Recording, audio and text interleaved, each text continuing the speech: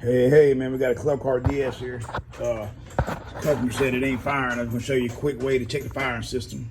Key on, put it in neutral. Get the gas, it don't crank up. Now what I'm going to do, if you look under here, you have, this is your RPM limiter here.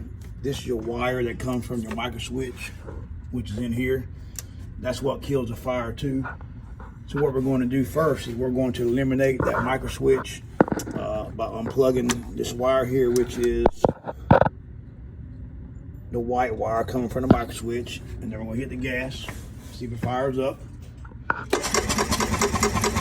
right, nothing.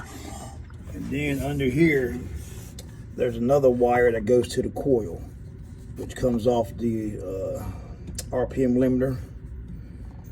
And well, because this is a magneto type coil, as long as the engine spins, it'll fire. So what we're going to do now, we just eliminated the RPM limiter. So we're going to make sure this ain't touching the frame nowhere to ground out. And then we're going to hit the gas, see if it fires up. What that tells you that the RPM limiter is bad. And to bolt it, you've got two bolts. One here, one there. Stay tuned.